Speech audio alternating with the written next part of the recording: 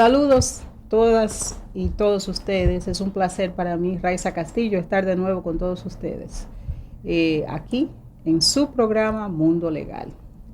Al igual que todas las semanas, les traigo información de índole legal, no para que sean profesionales legales, ¿no? Abogados, sino para que sepan, que tengan más conocimientos sobre asuntos legales que les afectan a todos ustedes, sepan cómo defenderse y sepan cómo contratar a un abogado o una abogada.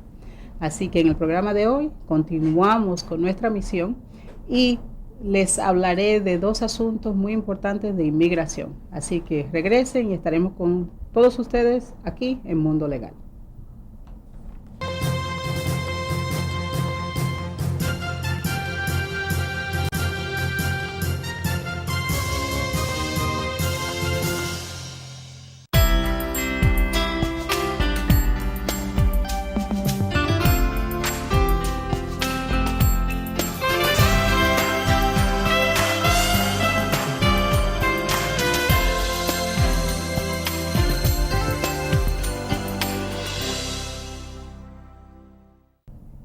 Bueno, amigas y amigos, y ya entrando a los temas de los cuales conversaremos esta semana, vamos a empezar por un tema de inmigración, del cual mi oficina, Castillo y Asociados, se siente muy orgulloso de ser una de las firmas de abogados, ¿no?, con más éxito en esta área. El área que le estoy hablando son las entrevistas de inmigración que se llaman Stokes. Como ustedes saben, si hay una petición de esposo o una esposa a su compañero o compañera, inicialmente la mayoría de las entrevistas son unas entrevistas casuales donde repasan todos los documentos que usted ha sometido junto a su petición, y le hacen preguntas a ambos en presencia del oficial, y ustedes se quedan, la pareja está frente al oficial en una sala, ¿no?, en una habitación. Sin embargo, si no coinciden en algunas cosas, o si hay algún fallo en los documentos que se sometieron, o si por alguna razón despiertan sospecha de que no son una pareja de buena fe, entonces le dan una segunda entrevista que se llama Stokes. Así que si usted recibe un papel donde dice usted tiene una entrevista y ve la palabra Stokes, que se deletrea S-T-O-K-E-S, ya usted sabe que eso se refiere a la entrevista donde le van a separar de su pareja. Lo van a entrevistar primero juntos, luego individualmente, separados uno del otro, y después lo reúnen de nuevo y vuelven a comparar las preguntas y respuestas que hubo, ¿no? Generalmente estas entrevistas de Stokes duran mucho tiempo y a veces pueden ser bastante, problemáticas, ¿no? Porque hacen preguntas de índole bien personal y muchas personas se ponen nerviosos, ¿no? Aunque la mayoría sean parejas legítimas, que en un matrimonio de buena fe, se ponen nerviosos porque no están acostumbrados a que se inmiscuyan tanto en sus cosas privadas. Entonces, mi oficina, Castillo y Asociados, es conocida por tener mucho éxito en este tipo de entrevista, porque si usted llega a mi oficina y tiene una cita para un Stokes interview, lo preparamos por horas, las mismas horas que usted va a durar en migración, probablemente más va a durar en la oficina. Generalmente damos más de una cita, hacemos lo mismo que hace inmigración, lo separamos, lo juntamos, comparamos preguntas y respuestas, y por eso nuestras parejas generalmente reciben la tarjeta de inmigración después de una entrevista, porque son bien preparados por nosotros. Entonces, ¿en qué consiste estar bien preparado para manejarse en una entrevista de Stokes? Bueno, consiste en no solamente conocerse, pero crean ustedes o no, lo más importante es conocer su archivo en inmigración. La aplicación, la petición que se sometió es muy, muy importante. Entonces, yo no preparo a nadie para una entrevista de Stokes sin repasar esa petición con esa persona o con esa pareja, ¿no? Entonces yo primero reviso, la haya sometido a mi oficina o no, esa petición debe ser revisada por mí y meticulosamente, es decir, todo, porque todo tiene que coordinar.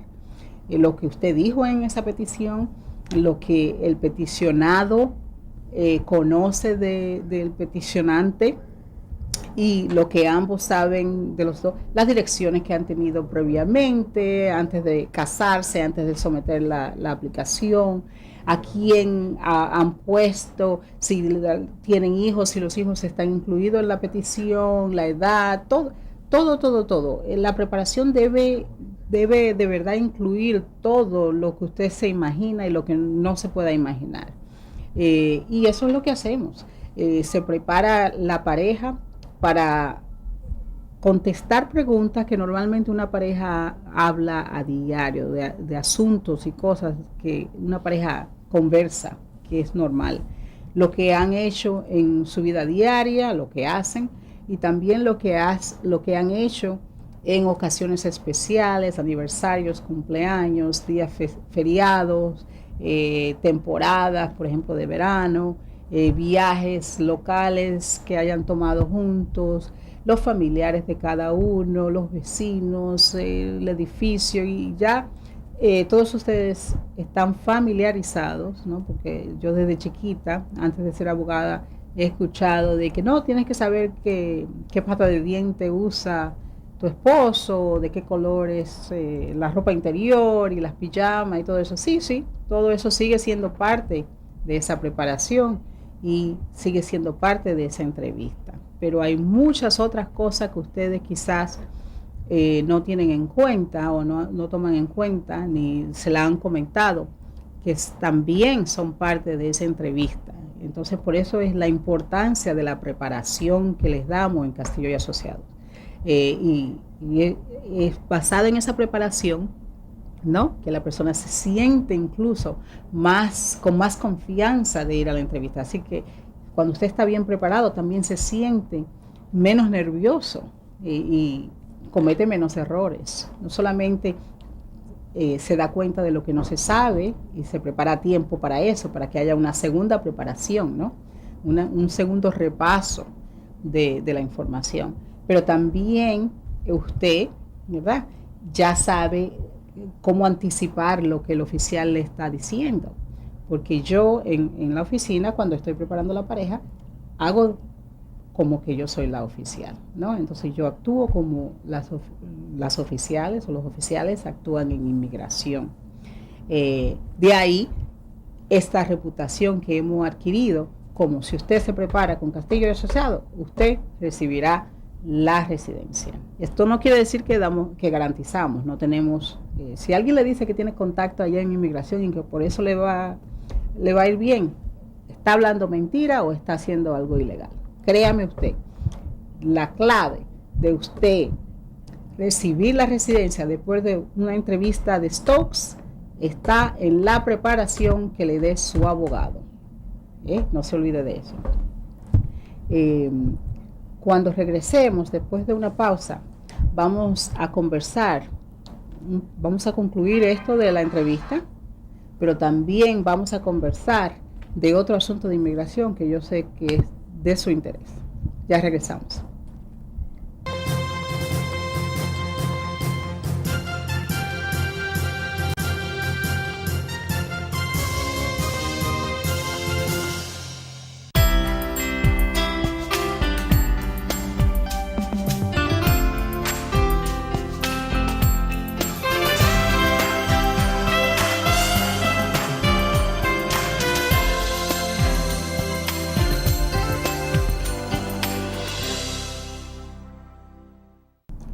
Bueno, y para concluir nuestra conversación sobre estas entrevistas difíciles de Stokes, debo decirle que normalmente al principio de la entrevista le hablan de que si usted está dispuesto a mantenerse ahí tranquilo, aunque la entrevista dure entre 15 minutos a una hora, olvídense de eso. Si usted está en medio de una entrevista Stokes, probablemente la entrevista dure hora y media, 2 horas. Incluso yo tuve una pareja que recuerdo entramos a la 1 de la tarde y salimos a las 5:30, después de que los separaran y cometieron el error de llevar los niños, ¿no? Que no estaban incluidos en el caso, pero los llevaron. Entonces preguntaron si podían hacerle algunas preguntas a los niños. Con esto le advierto que no es imprescindible que lleven los niños si no son parte del caso, si no le han pedido que los lleve, porque le pueden pedir si le pueden hacer algunas preguntas. Entonces vayan solo. Lleven nada más a las personas que sean necesarias y parte de la cita de Stokes. Lo otro es que si son una pareja más o menos recién casada, ¿no? Generalmente si uno llena esa petición antes del año, probablemente le van a dar una entrevista Stokes, a menos que tenga muchos documentos que sean evidencia de esa relación que usted tiene matrimonial, ¿ok? Y para terminar, ¿cuáles son esos documentos? Que ya lo hemos repasado anteriormente, pero vale la pena recordarles. Son el contrato de arrendamiento, ¿no? Es uno de los documentos clave que evidencian la relación. Por supuesto que deben llevar el acta matrimonial, ¿no? Pero eso lo puede tener cualquiera. Es la buena fe del matrimonio lo que tienen que probar. Y eso son fotos que pasan de las fotos de la boda. Son correspondencia, por ejemplo, tarjetas de Navidad, de aniversario, que otras personas le hayan enviado a los dos. Es también cuenta de banco que tengan juntos, seguro médico, seguro de vida, todo tipo de seguro es bueno, llevar evidencia.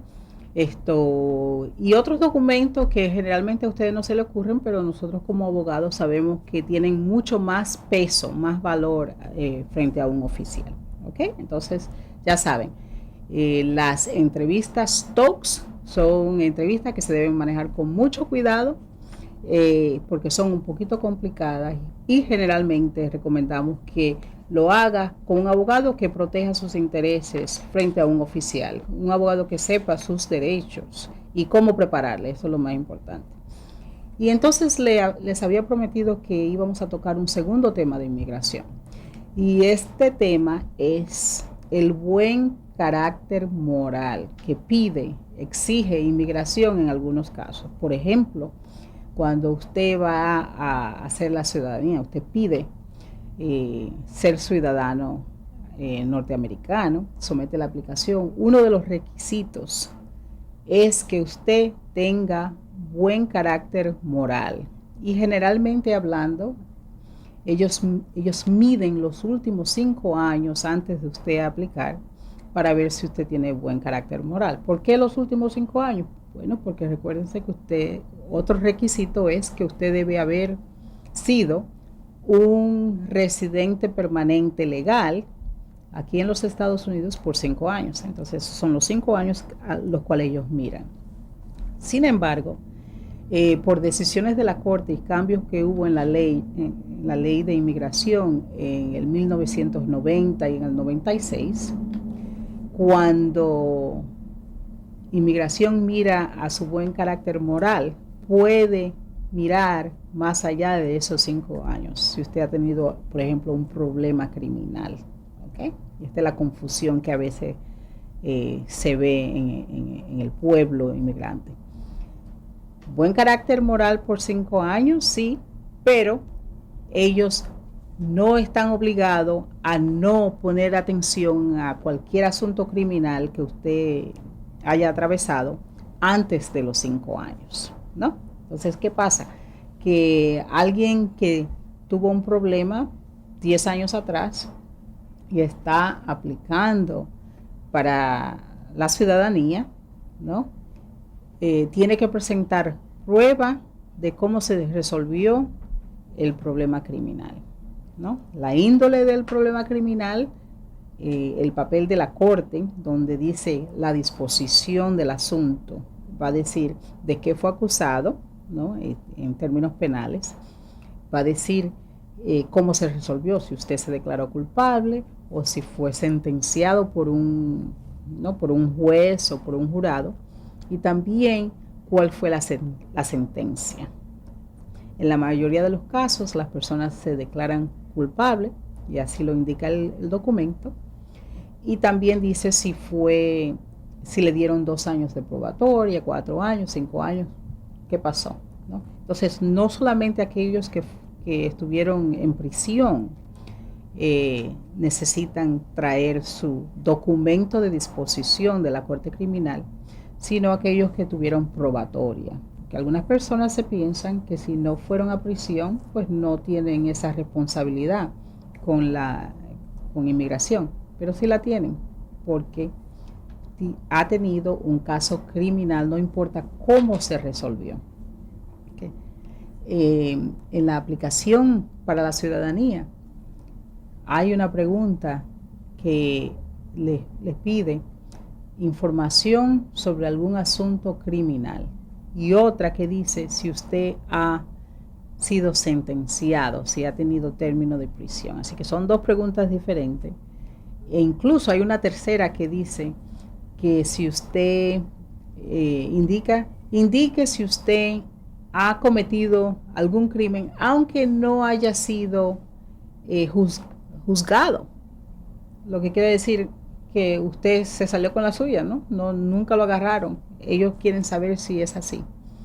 Y yo me imagino que lo que ellos tienen en mente es si hay un grupo, una redada o algo así.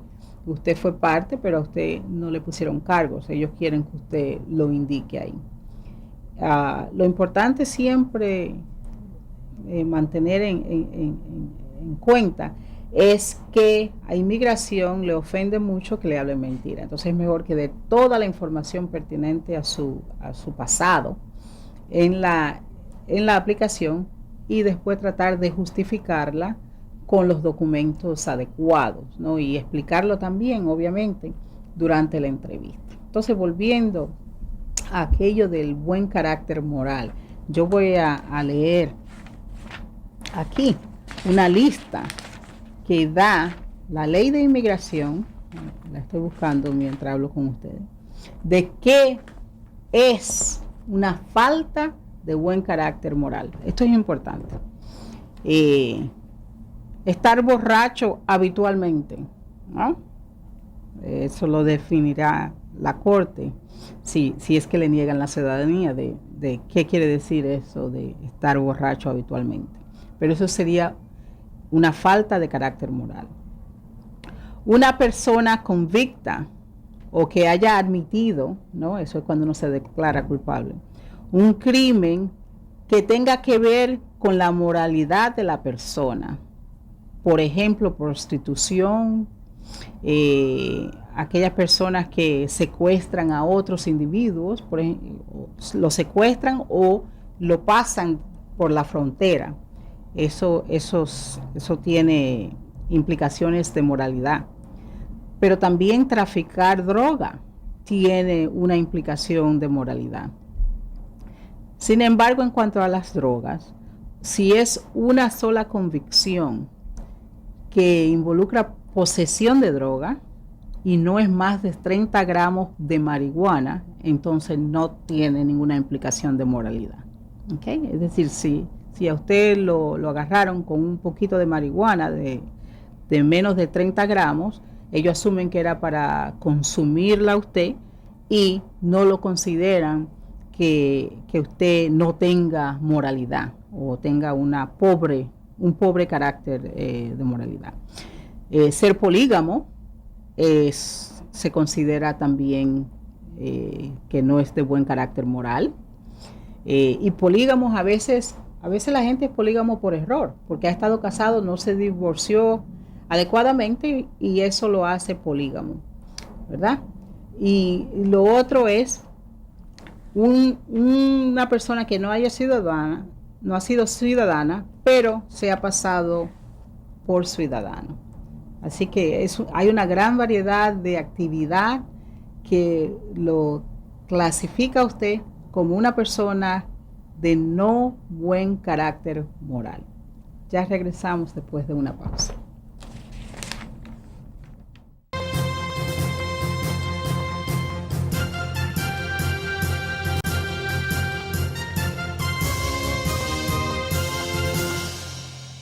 Y continuando con las actividades que pueden ser categorizadas como de mal carácter moral, para decirlo en ese término, aquí hay una actividad que yo sé que muchos latinos, dominicanos en particular, han atravesado algunas complicaciones en términos de inmigración por ella, y es la de apuestas, ¿no? Yo creo que en nuestra cultura el apostar a los números, por ejemplo, o a los caballos, cualquier otra cosa, es una costumbre, ¿no? Es parte de nuestra cultura, se podría decir. Sin embargo, a menos que usted lo haga aquí, dentro de algo organizado, ¿no? Que ya esté bautizado por el gobierno como legal, usted lo está haciendo ilegalmente. Y se lo agarran, no es algo grave en que probablemente no corre peligro de ser encarcelado ni nada de eso. Sin embargo, para cuestiones de inmigración y para la ciudadanía en particular, esto es considerado como algo de no muy buen carácter moral.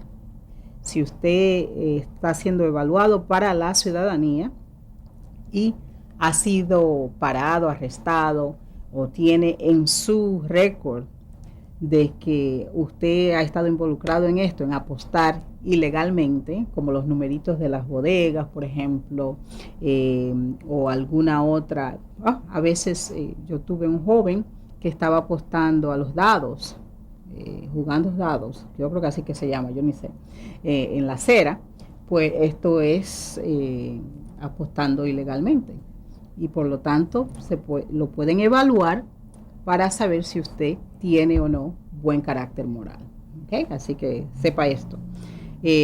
Otra cosa es si usted ha dado testimonio falso a inmigración para obtener un beneficio de inmigración. ¿Cómo pudo haber pasado esto? Por ejemplo, si usted viene de Honduras o de Colombia, de uno de los países que ha tenido una protección especial por algunas guerrillas o por alguna situación política, y usted dijo que usted fue perseguido allá, ¿no? Y que por lo tanto está buscando asilo, y inmigración descubrió que no fue así, pero usted de todos modos pudo hacer la residencia, pudo obtener la residencia por un matrimonio a un ciudadano, y ahora quiere hacerse ciudadano. Pues ellos tienen derecho, inmigración tiene derecho a negarle la ciudadanía basado en que usted anteriormente habló mentira a inmigración para obtener un beneficio, el beneficio de la tarjeta de inmigración, la residencia. Así que eso también se considera no de buen carácter moral. Y perdonen que estoy hablando algo que no suena ni como español, eso de no buen carácter moral, pero es un término que usa inmigración, el tener buen carácter o el carecer de buen carácter moral. Y hay que aprendérselo y saber que eso es lo que ellos consideran bueno o malo, ¿no? En cuanto al carácter de la moralidad de la persona, y ya aceptarlo porque es la ley. La otra cosa que automáticamente lo categoriza como una persona de falta de buen carácter moral es que usted haya pasado 180 días o más en una prisión. Es decir, lo encontraron culpable y usted pasó 180 días o más en una prisión. Y la ofensa no tuvo que haber cometida durante esos 5 años que hablamos, 5 años antes de aplicar a la ciudadanía, ¿ok? Cualquier tiempo que haya sido. Y esta ley cambió en el 1990, por eso personas que cometieron el crimen o fueron convictas de un crimen de esta índole antes del 1990, pues es más fácil para ellos obtener la ciudadanía. Pero acuérdense, es muy importante esto, que ustedes sepan que la ciudadanía no es un derecho. ¿Okay? Nadie tiene derecho a la ciudadanía. La ley pone los requisitos, pero hay discreción dentro de estos requisitos. Usted puede cumplir con ellos, tener 5 años con residencia, pasar el examen, no haber estado fuera del país por el periodo que requieren su presencia aquí antes de aplicar, saber inglés escrito y leído. Puede hacer todo correctamente, pero tiene algunas cosas que ellos encuentran cuestionables y tienen derecho a negársela. Esto no quiere decir que usted no pueda apelar, ¿no? Con la ayuda de un abogado, si de alguna manera el abogado o la abogada revisa su expediente y su circunstancia y pensamos nosotros como abogados profesionales de que usted, aún teniendo el oficial de discreción, sí califica para la ciudadanía, entonces se puede apelar si le niegan esto. Y también se puede volver a aplicar, ¿okay? Eso es opción de usted y de su abogado. En el 96, ¿verdad? Yo le acabé de decir que cambiaron de nuevo la ley, en el 90 y después en el 96. Y desafortunadamente en el 96 lo que hizo el Congreso es que cambió la definición de los crímenes que a usted lo descalifican para ser ciudadano. Entonces hicieron un montón de crímenes que eran antes felonías simples, la hicieron agravadas. ¿Okay? Entonces, si usted viene a mi oficina, lo primero que hacemos es repasar cuáles son esas felonías agravadas que ha designado el Congreso de los Estados Unidos, sin importarle lo que diga su estado. No importa lo que diga Nueva York, lo que diga New Jersey, Connecticut. Si el gobierno federal dice, esta felonía que usted cometió es agravada, para asuntos de inmigración lo es, agravada. Bueno, entonces creo que desafortunadamente llegamos al final de nuestro programa de nuevo. El tiempo se nos hizo bastante corto para cubrir estos dos temas que son importantísimos dentro de la rama de inmigración y dentro de nuestra comunidad en particular, porque les afecta mucho. Como siempre, les prometo que en los programas venideros vamos a ampliar, no solamente en esta información sobre las entrevistas de Stokes y sobre lo que es buen carácter moral para asuntos de ciudadanía y de inmigración en general, pero también vamos a tocar otros temas que yo sé que ustedes no están claros en la mente de todos ustedes, y también que les causan problemas específicos a la hora de bregar con inmigración.